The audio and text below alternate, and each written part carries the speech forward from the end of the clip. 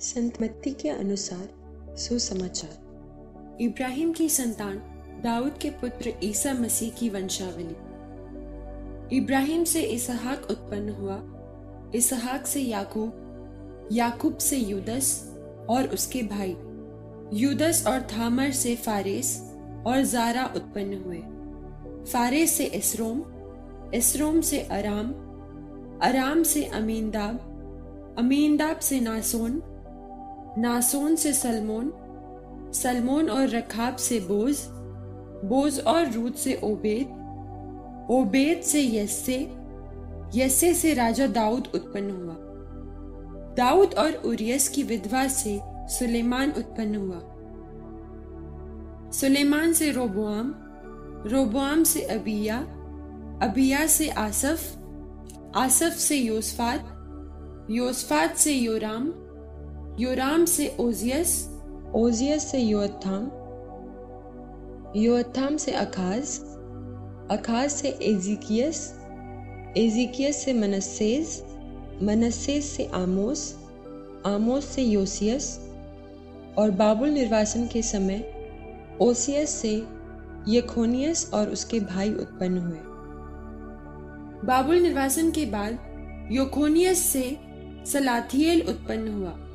सलाथियेल से जोरोबबेल, जोरोबबेल से अबियुद, अबियुद से एलियाकिम, एलियाकिम से आजोर, आजोर से सादोक, सादोक से आखिम, आखिम से एलियुद, एलियुद से एलियाजार, एलियाजार से मत्थान, मत्थान से याकूब, याकूब से मरियम का पति यूसुफ और मरियम से ईसा उत्पन्न हुए जो मसीह कहलाते हैं। इस प्रकार इब्राहिम से दाऊद तक कुल 14 पीढ़ियां हैं। दाऊद से बाबुल निर्वासन तक 14 पीढ़ियां और बाबुल निर्वासन से मसीह तक 14 पीढ़ियां। ईसा मसीह का जन्म इस प्रकार हुआ। उनकी माता मरियम की मंगनी यूसुफ से हुई थी, परंतु ऐसा हुआ कि उनके एक साथ रहने से पहले ही मरियम पवित्र आत्मा से गर्भवती हो गई। उसका पति यूसुफ चुपके से उसका परित्याग करने की सोच रहा था, क्योंकि वह धर्मी था और मरियम को बदनाम नहीं करना चाहता था। वह इस प्रकार विचार कर ही रहा था कि उसे स्वप्न में प्रभु का दूत यह कहते दिखाई दिया, यूसुफ, दाऊद की संतान, अपनी पत्नी मरियम को अपने यहाँ लाने में नहीं डरे, क्योंकि उनके जो गर्भ है वह पवित्र आत्मा से है।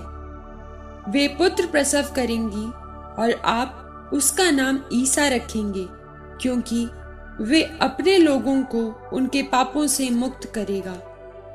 यह सब इसलिए हुआ कि नबी के मुख से प्रभु ने जो कहा था वह पूरा हो जाए।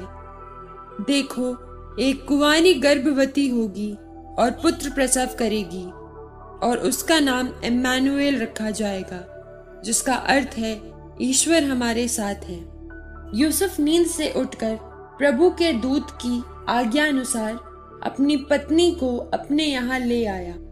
यूसुफ का उससे तब तक संसर्ग नहीं हुआ जब तक उसने पुत्र प्रसव नहीं किया, और यूसुफ ने उसका नाम ईसा रखा।